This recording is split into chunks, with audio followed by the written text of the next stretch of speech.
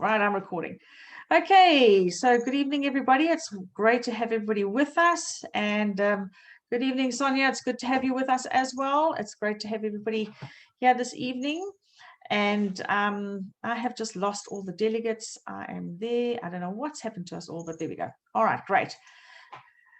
Okay, so this evening session is going to be quite an interesting one, but just so we can just recap the groundwork again, why to kill a mocking mind? It's because it's all about looking at our personal growth, looking at our leadership development, self-awareness, boundaries, which most of us suffer with and don't know how to set on often occasions, behavior modification, and then obviously we will look later on at our health. But I need to master that one first. Okay, welcome, Vilma. I think we got you here. Okay, so I need to master that one first, but we are going to be looking at health. All right, why to kill a mocking mind? As we said, it's all about that inner voice that talks to us all the time, the one that sometimes tells us things that are not actually the truth, but we have a tendency sometimes to just believe in it and not understand what is going on at all.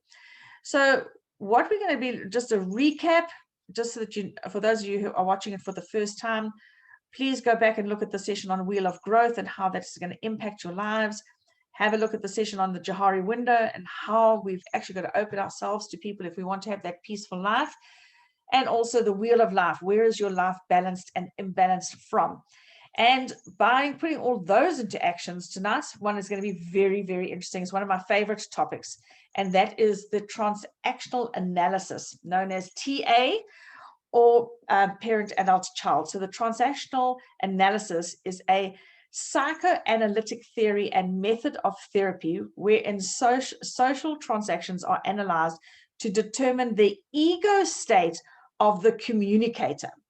So this could be parent-like, childlike, or adult-like on the basis of understanding certain behaviors. And as we go through this evening, you're going to start seeing yourself as some patterns, and you're going to see others that you interact with as well. Ego states are consistent patterns of feeling, thinking, and behavior that we all possess. TA identifies 3 ego states: the parent, the adult, and the child.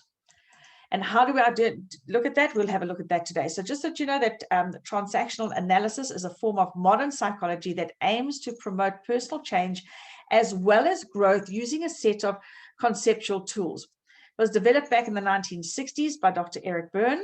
TA can help people reach their fullest potential in all areas of their lives.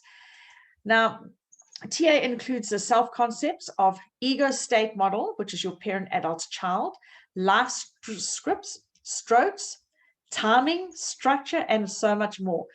You understand by how you replay certain patterns as you grow up.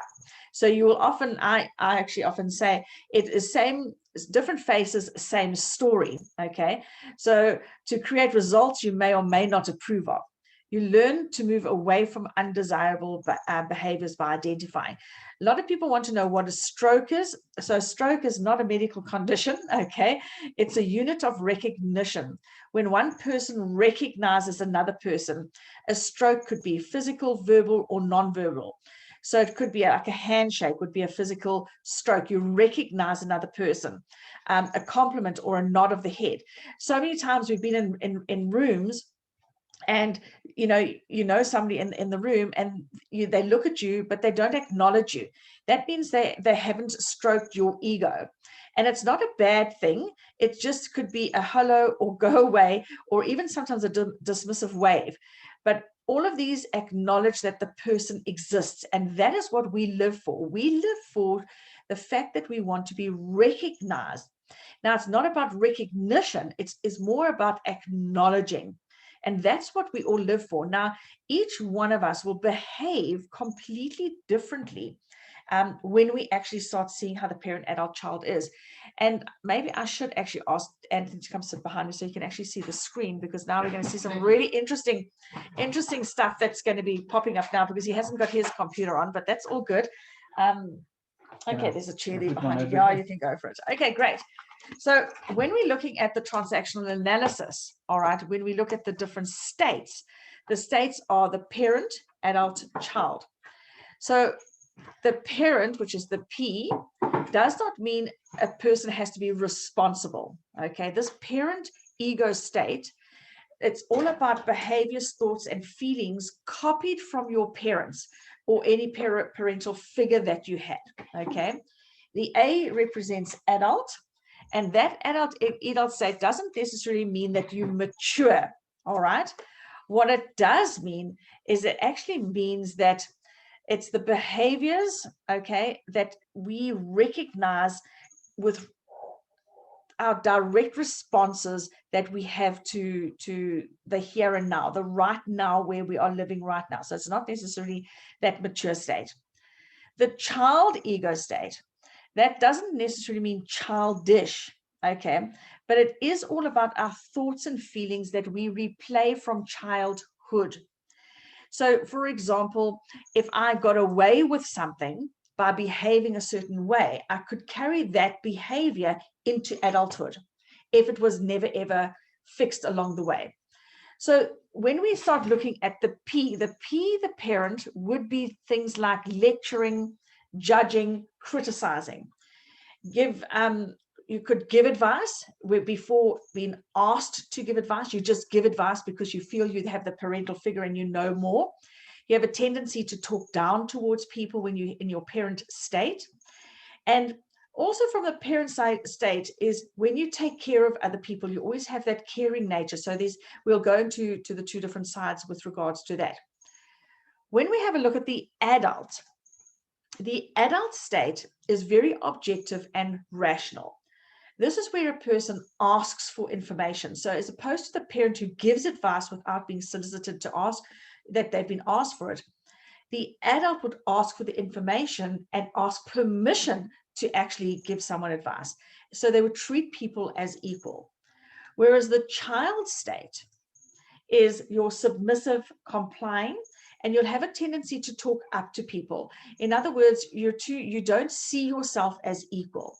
And I know that one of my big areas in my life is to an elderly gentleman, for example. I automatically default to child behavior, especially if that adult is a knowledgeable person or somebody who's represents my father figure, who was always talking down to me and that kind of thing. So I'll step into that role because I don't believe that I have the ability to move into adult state. And that is something I've had to learn over the years to actually do, to hold my own in that space. Also playful, impulsive, emotional. And on the sad side, I don't know, we've seen many adults also throw tantrums and throw their toys out of a cot, okay, that don't get their way. And Anthony's laughing at me on that one. All right. So what actually happens is we have all three of these entities in us. And so the ultimate place for us to get to is when we're interacting with an adult is to actually, in actual fact, interact as an adult. So we're going to go through some scenarios and share with you why we have a tendency, like I've just explained for myself. I would approach an adult senior male who's might be a professor in a university or something. But the moment he interacts with me, I default to child status. Okay. And I've had to learn to hold my own in that actual field. But it's a learned, we've got to learn to move ourselves into the correct state. So let's have a look at this. When we have a look at the parent, adult, child, it's split into two, except for the adult is one solid thing. But let's just focus on the parenting, the parent side now. When you have a look at the parent, there's two sides to the parent. You've got your controlling parent and you've got your nurturing parent.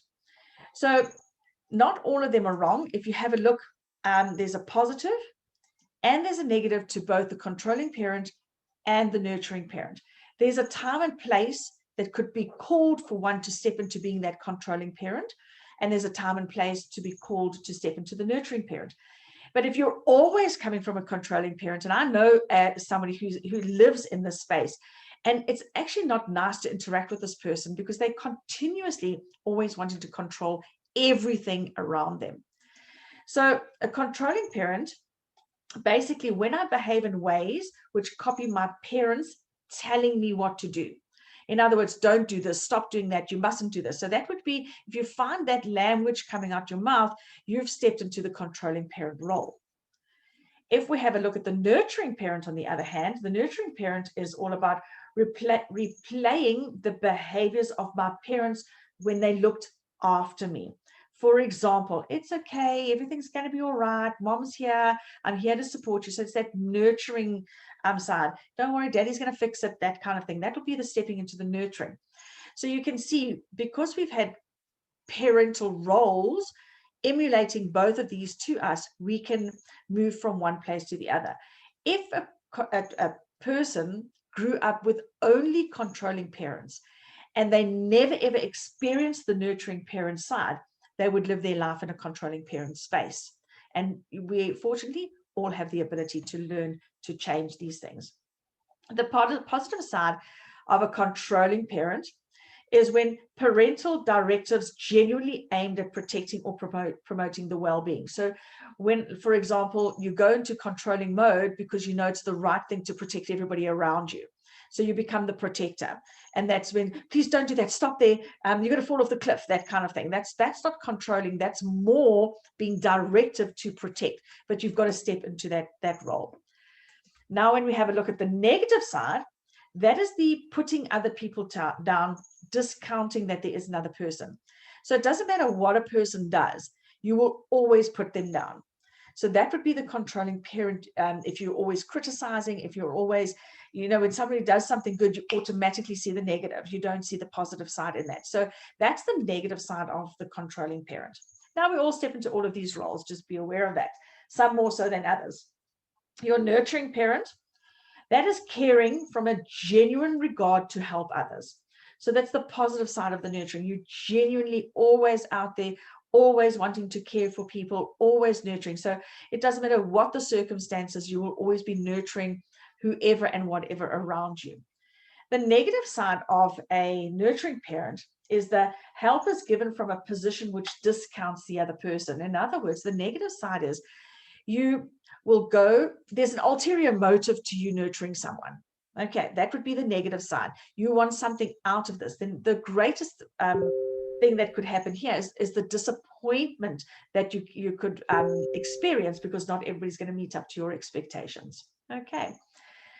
So that's the controlling parent. That's the parent side. We've all seen people in both sides of these, and we've both been in both sides of these. But ultimately, we all want to actually communicate with others from the space of the adult.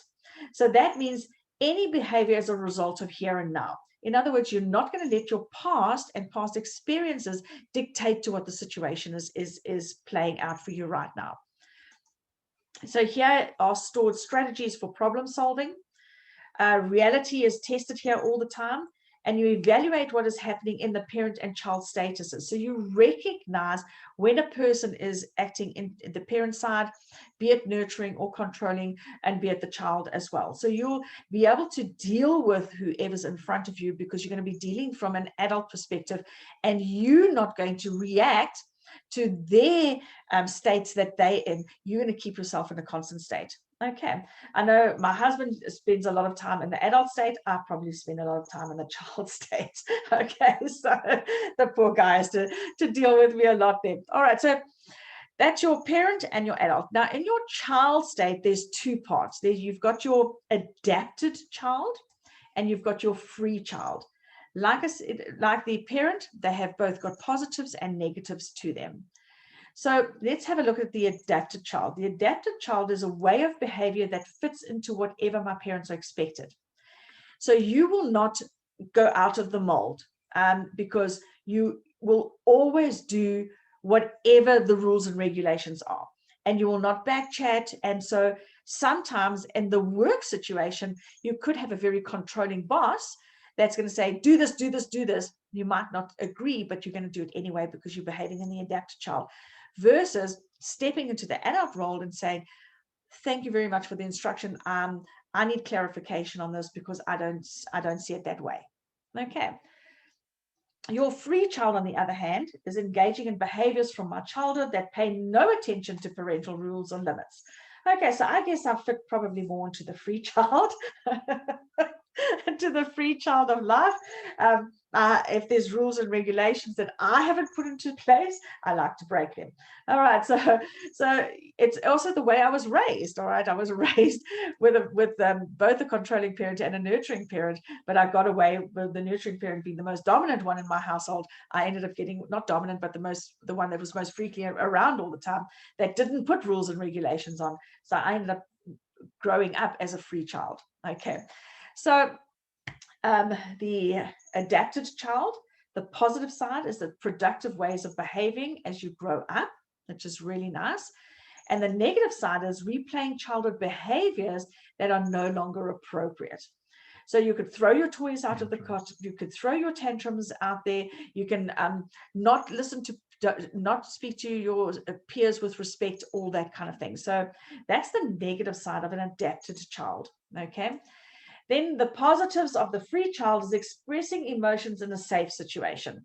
So it doesn't matter the moment they feel safe. If they're going to cry, they're going to cry. If they're going to laugh, they're going to cry because they feel safe in that situation. They don't hide any emotion whatsoever. Okay.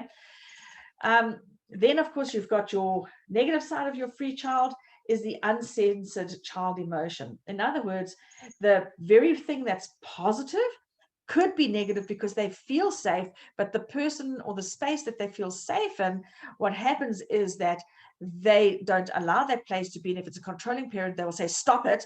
And then what happens is the free child will then also throw a tantrum and throw their toys out of the cot as well. So this is the parent-adult child. We jump around these behaviors with all different people all day long.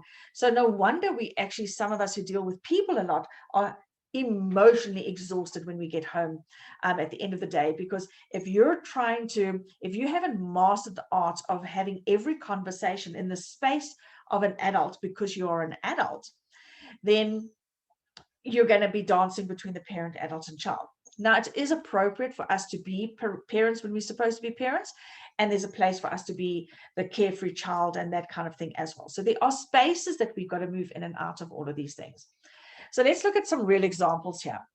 So here's the complementary transactions. For example, number one, person one says, I like your shirt. So an adult response would be, thank you, it's a new purchase. Okay, so that's your complementary transactions that follow a natural order. They flow easy, the conversation is there, your interaction feels easy, genuine, and very meaningful as well. And you feel heard and appreciated. There it is, conversation there and back. Here's another example of a complementary situation. And that is, for example, coming from a parent perspective, says to a child, forget it, it doesn't matter. Let's let it go and let's go get coffee. So what would be is, let's go to the child. The child says first, oh my gosh, that man on the bus was so rude. The parent steps and says, forget it, doesn't matter, let it go, let's go have coffee, move on next. So there's a proper parent-child response, and that's from a proper parent-child. But if that same conversation happened between two adults, the conversation would go differently. So now you need to understand, if somebody says they are, let's say, for example, I'm on a bus and I say, gosh, that man was so rude to me. And if Anthony wants to interact as my parent, he's going to say, it doesn't matter, just let it go. Okay, that becomes the parent-child relationship. But if he stepped into the adult relationship, he would say, gosh, I'm so sorry you feel that way, but you know what, could I suggest let's go and have a cup of coffee? So it's how you say it back when you say it to a person, as of to what role you're going to step into. Okay, so let's look at crossed, those same two examples. Now we're going to look at them not from a complementary perspective, but from a crossed perspective. Okay, so person one says, gosh, I like that shirt. Now, because you're in a child's state, you could say, really, are you making fun of my clothes? Or what's wrong with the color? Okay, so that would be a child response. And what's happening is you're looking for a parent. Okay, you're not looking for an adult conversation.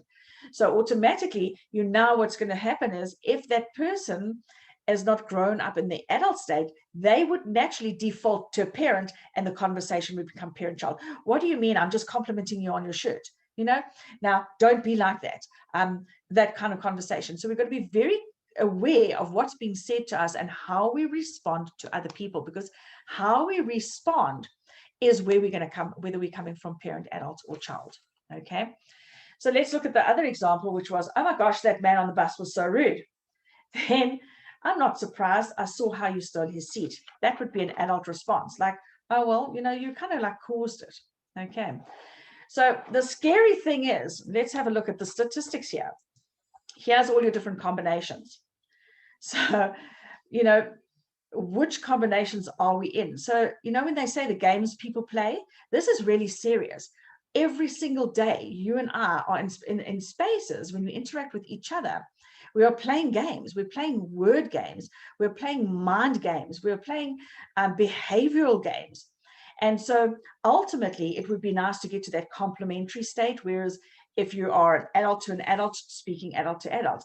If you are speaking to a child, you don't speak to a child as though they're an adult. So you've got to be appropriate to the circumstance that you're in, okay?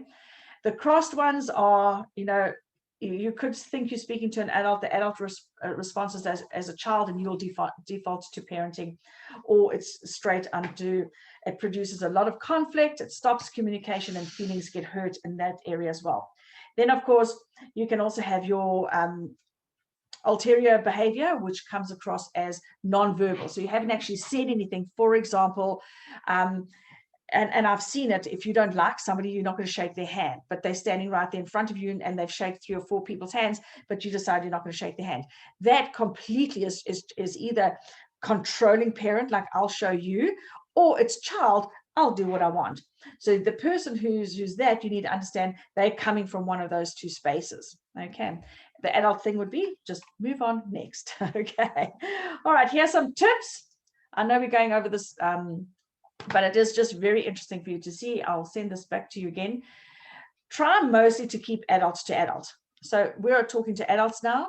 If you are speaking to a child, be very careful that you don't come across as parent to child. Understand you've got to decide when you are speaking to a child. So if I'm speaking to my grandchildren, for example, I need to understand that they're going to come from a child perspective. If I know that child, I will know whether they're a free child or if they're an adapted child. And from that perspective, I need to speak to that child. I'm either going to come from a controlling perspective or am I going to come from a nurturing perspective? If it is an adapted child, I could come from the nurturing side.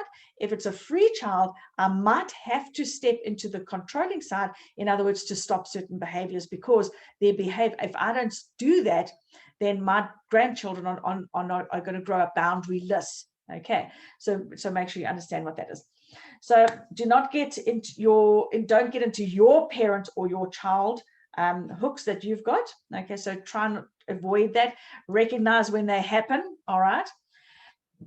Please divert into free child when it needs to. For example, if you're on holidays, sports, music, activities, you want to go into your free child. You want to go and have fun. You want to go and have the laughter and emotions and all that kind of thing. So remember to divert into the free child. Okay.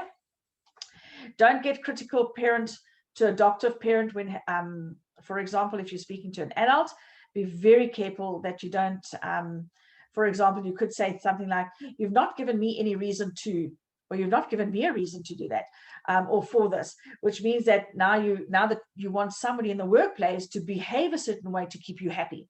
Okay, so be careful that you're not saying, oh, well, you haven't given me a good enough reason for me to do this, this, and this. What you're going to do is you're going to force them to behave like an adapted child. Okay. Now, nor nurturing parent to adaptive. A nurturing parent would be, let's say, for example, the company now installs a new policy and procedure for performance management. Okay, and you've got to fill in a KPI once a week, and you will find that the free child is going to say, oh, this is a load of nonsense. What the hell do we have to do this and fill in all this documentation for? And if you're stepping into as opposed to an adult role in the workplace, you're going to step into a nurturing parent role, and you're going to say, you know what, I totally agree with you. I don't know why head office has done this. And you know what, it's an absolute load of nonsense. Okay, a lot of us would have gone into the nurturing parent side because we don't want conflict, as opposed to sit down and say, you know what, these are the company rules and regulations, this is what we're now going to be doing, and why don't you like what it is that you don't like? You see, that's the adult side. The controlling parent would have said, you know what, get over yourself, shut up now and finish that document, and I want it by 3 o'clock on Friday. Okay, so you can hear yourself talking in certain places. Okay, certainly don't do adaptive child to nurturing parent with a hidden third party parent. Okay, now I've done this many times. Okay, I've probably done it to my own children. All right, which means like, look, I'm really so sorry I have to ask you this, but you know, Anthony really demands that I give it to you today. Okay, so what you're doing is you're manipulating on steroids, okay, by using a third party as the reason for wanting it, instead of being an adult and saying, you know what, by when can you give me this? I need this document by such and such, as opposed to the threatening way. All right. Nor critical parent to critical parent, okay, which would mean like I'm having a chat with somebody who's critical. It's so very easy. I think we hear a lot of this in South Africa at the moment, and it could be something along the lines of, gosh, I totally agree with you, the younger generation, whatever. And it's one critical conversation to another critical conversation. So guys, that is a lot of parent, adult, child. Interesting topic. And I would highly suggest you go a little bit deeper into it. So this is just a nice big overview. How's it, Vilma? Nice big overview of this. And I don't know if you want to add anything or say anything or type in a comment. Yes, Vilma, how's it? Yeah, hi. I was a couple of minutes late. Sorry about that. No problem. This talk tonight makes me think about old Johnny Cash's movie Walk the Line. Walk the Line. Walk the Line, and it's an old movie, and walking the line is then you set and secure your boundaries, and that's what your picture really spoke of, because you had the left and the right, and you had the line going through the middle. So the trick would be at the right time to do the right thing for the right reason, and that would be your line down the middle.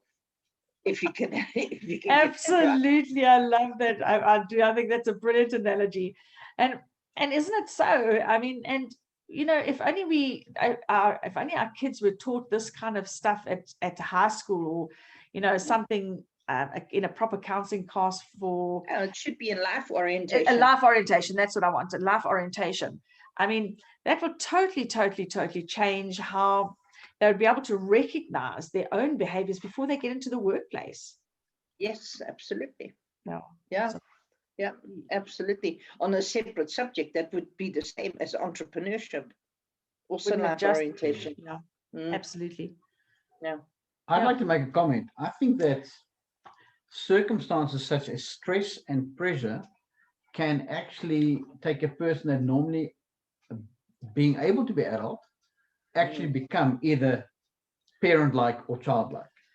And I think we need to be aware of circumstances, and that is that we are human beings and that we have emotions.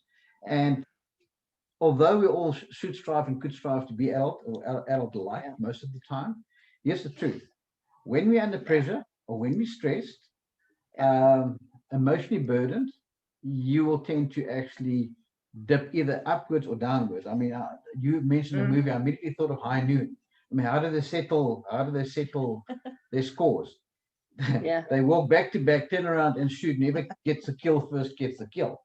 Now that's when you go into super parent mode in terms of the only thing you understand, you know, to shoot. And quite likely, you know, rightly that we spoke about the child and the syndrome of the tantrum.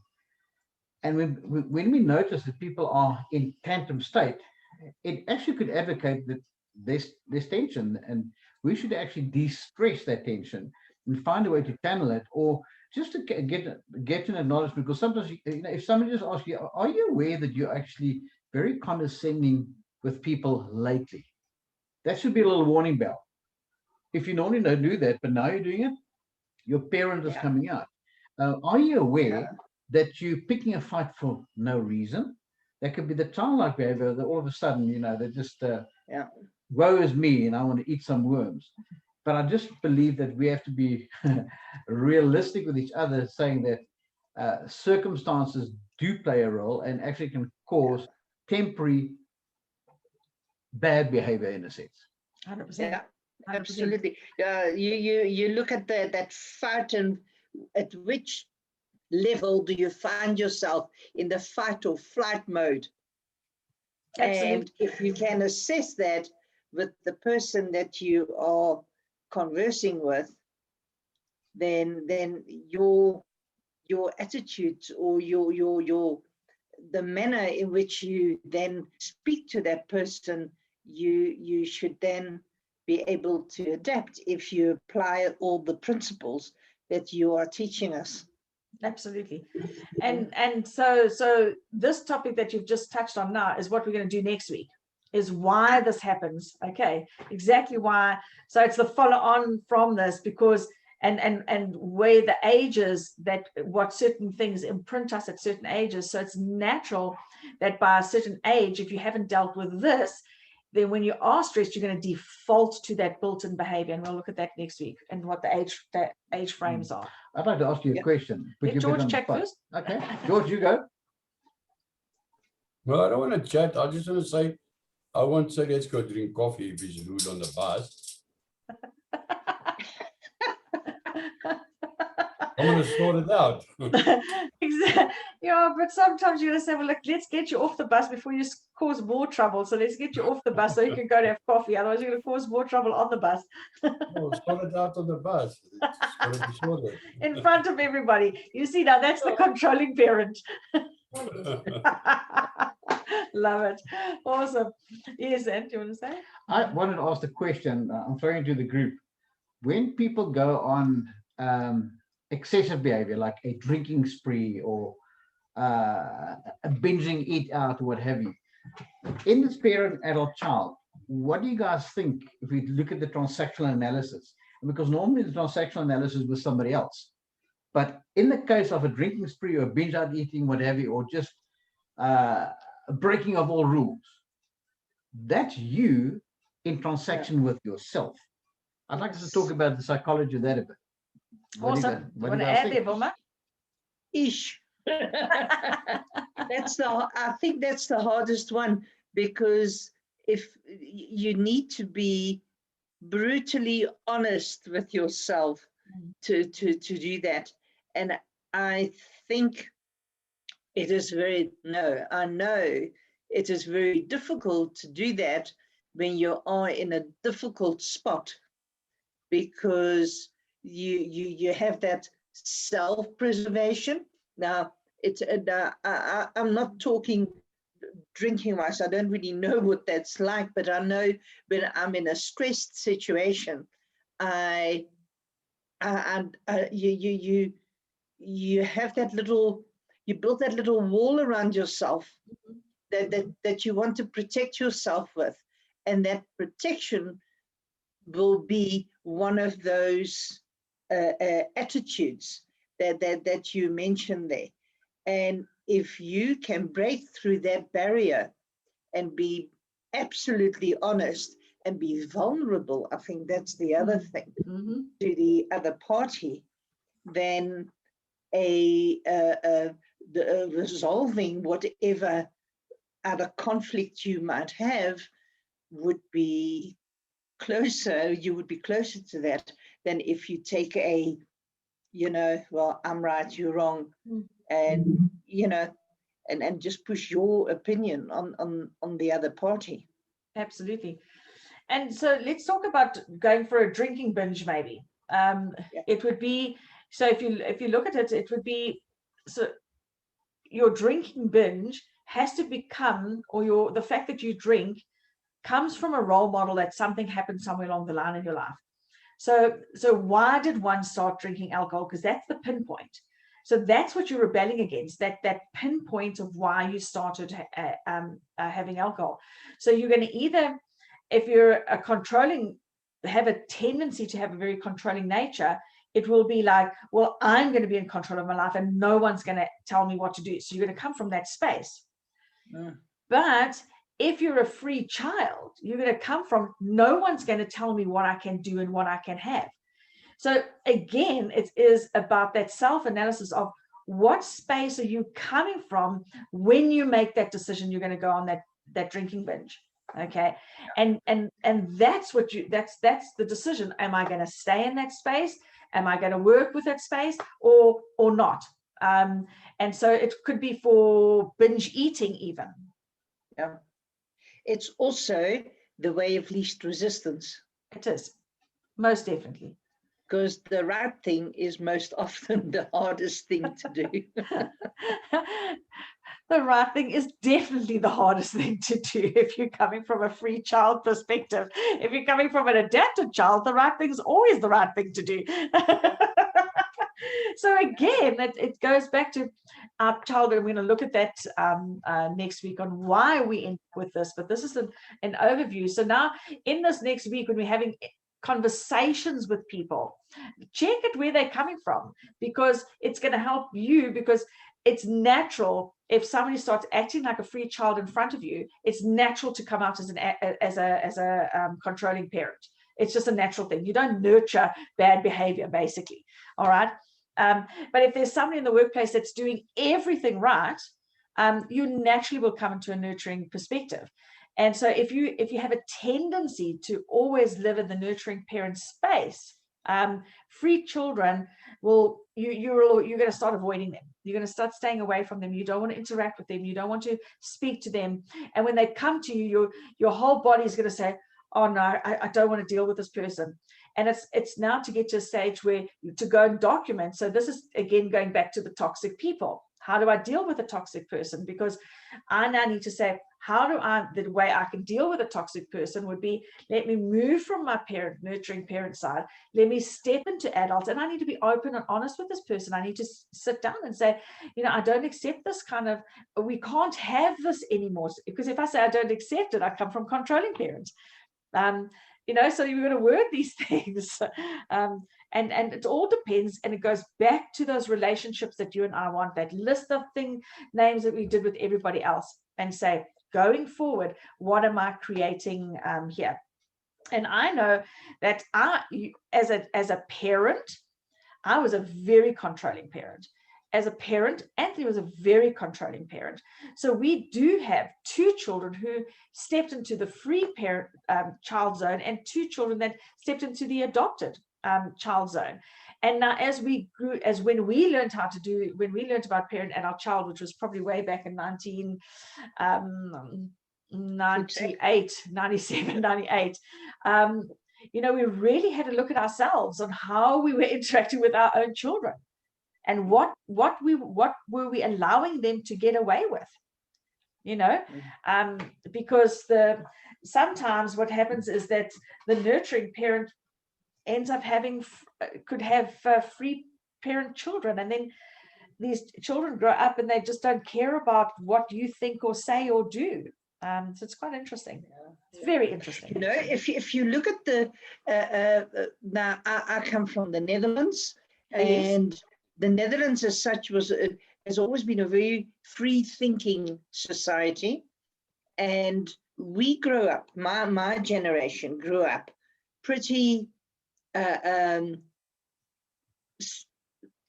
strict, if you could call it strict. Our children, we brought our children up much freer and relaxed than that. And now our children are actually reverting back to our previous generation. Yeah. They did not, they saw a lot of lack in the way they grew up, in the absolute freedom they had, and they've realized that there need to be boundaries, and their boundaries are actually, if anything, stricter than the ones that we had. It's actually quite amazing. Absolutely. Sonia, you can type in anything you want there. Type in an aha that you got from us, or anything you would like to say, because I know you don't put your speaker on. We'd love to hear something that you've got out of this as well. So it is Vilma, what you're saying. It's I'm seeing the same thing in my children's. So the adapted, the one adapted is raising their children very strict, and the other adapted is raising their children as a free child. And it's very interesting to see how they have interpreted what we gave them, and one lot want to go the opposite, and the other lot are saying, hold on a second, let me go too extreme on the other side. So it is very interesting. It just shows you what is right and what is wrong is not what we feel. Exactly. Exactly. And we're only responsible for what we want to change, and we're responsible to them in certain ways. And that's the thing that we've got to go from there. Awesome. Anybody else want to add anything? I see Sonia's very quiet there. No, she just said good evening and then she's gone quiet on us. Awesome. Tessa, want to add anything? George, is she all good there? Mic is on, she can talk. I'm all good. She's all good. She's all good. Good evening, I just everyone. love these sessions. Me too. Hi, Sonia. Hi, How Sonia, are you nice to hear guys? Good. Nice to hear your voice. Finally. Good. Yeah, now I must agree with you all. I grew up in a very controlling environment. It was always do this, do that, mustn't do this. So yeah, that's quite in my nature. Now that I've got a foster child in my care, it makes it difficult because you need to be that nurturing parent because of previous experiences with her own parents that abused her. But you also need, in some circumstances, you need to be controlling as well. And to balance those two, you have to, that's where you stop, think, and then decide what to do. And that's what I'm experiencing now with this little one that's in my care as well. It's not always that easy, but yeah, sometimes you have to be a little bit stricter. She used to throw very bad tantrums, like in seriously bad, but in a way I got it out of her in a nurturing way. Yes. So yeah, it all depends on the circumstances that you are in, whether you're going to be controlling or nurturing.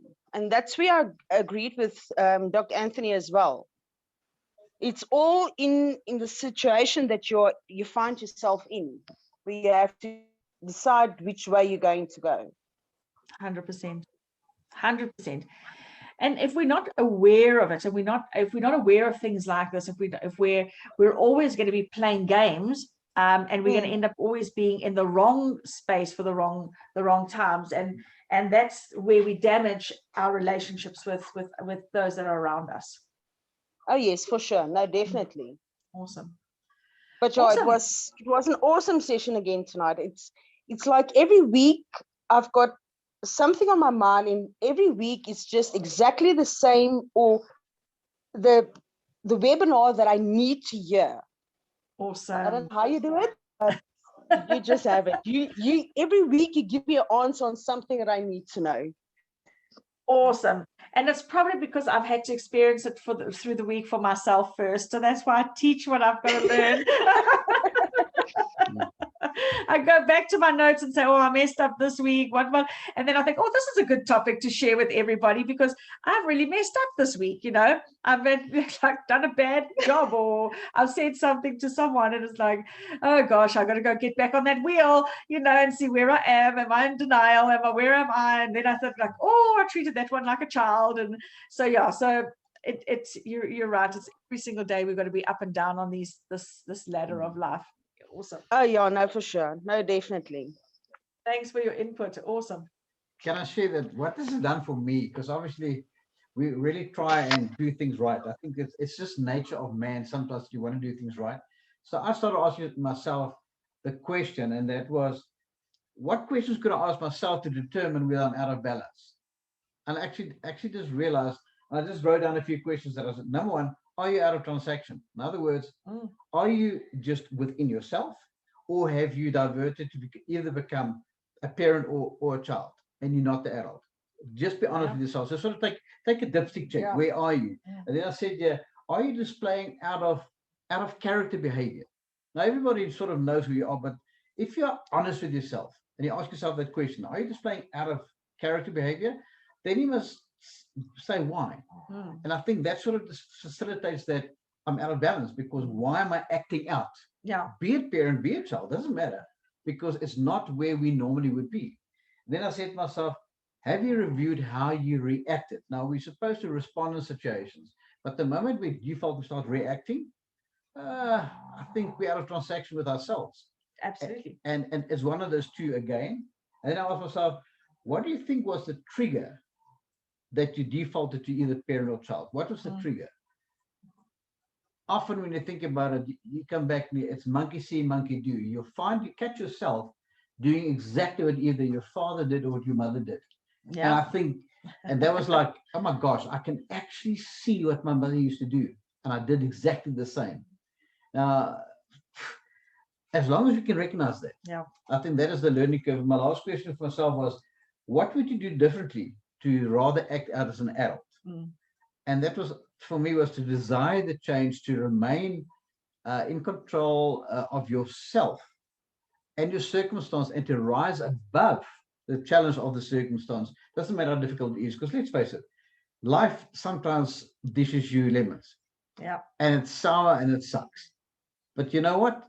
Turn that lemon into lemonade, and to just strive, basically rise above the occasion and transact with yourself fairly.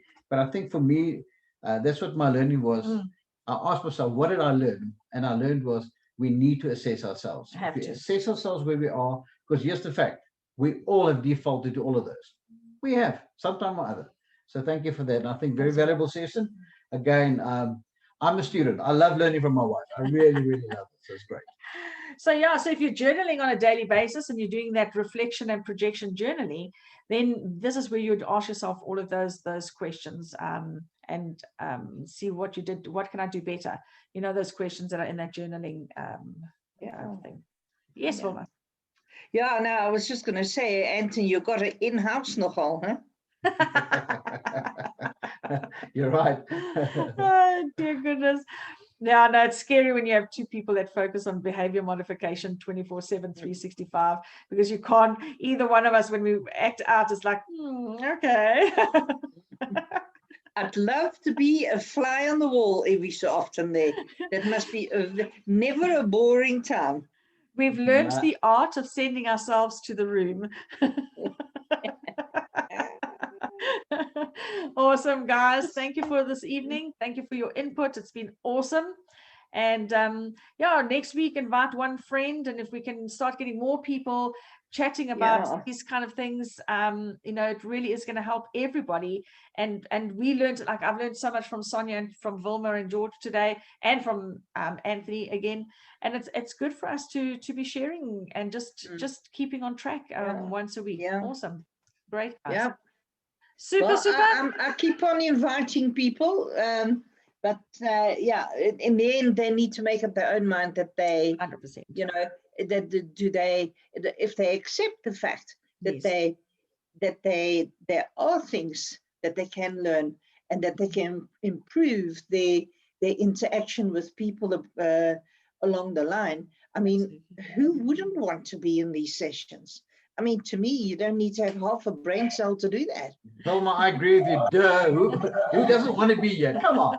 You know, you're awesome. Right. Yeah, I know, but you biased, eh? You biased. True. This is also true. Anyway, thank you, guys. Have an awesome evening. Okay, guys. Well, chat to you all next week. Cheers. Bye. Bye.